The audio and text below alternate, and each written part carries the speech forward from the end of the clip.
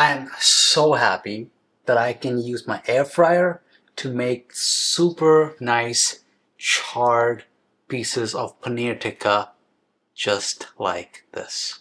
These here are skewers of homemade paneer that I've marinated with some yogurt, lime juice and a concoction of spices, and I can't wait to show how this goes, so let's dive right in. Now the most exciting part about this dish is using a freshly made block of paneer. You can check out how to make it down below, but I would really recommend that, especially if you live in an area where you cannot get freshly made paneer.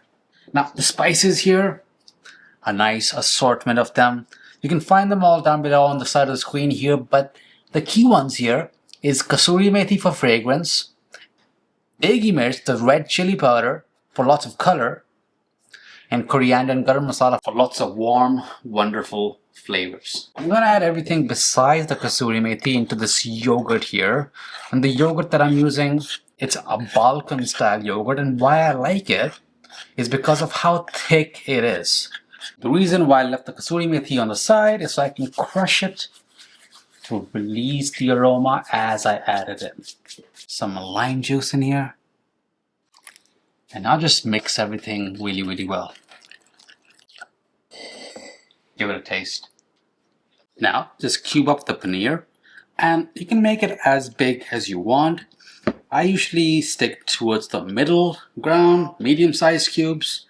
If I had made paneer with even more amount of milk, and if I had an even larger pot, so I could do more than 5 liters of milk at a time, then you will know I would have done that, because the bigger the chunk of paneer in a paneer tikka, the more glamorous it is. This is a real treat. Super soft, creamy, milky.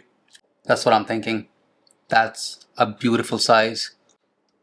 Add that in there.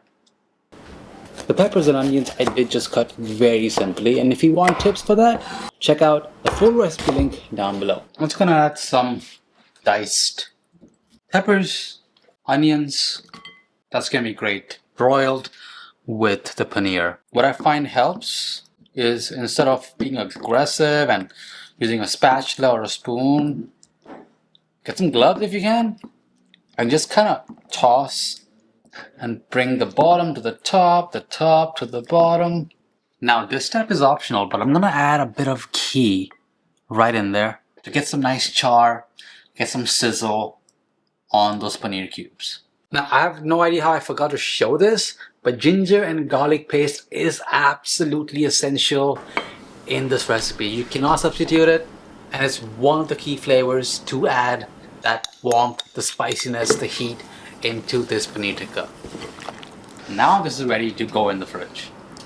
Okay, it's been about 2 hours. I'm gonna skewer these up, and I've soaked these wooden skewers for about the same amount of time, so that when I do air fry these paneer tikkas, or if you broil it, they don't burn too much. Now as you're skewering up the paneer and the veggies, make sure you preheat that air fryer at 450 degrees Fahrenheit.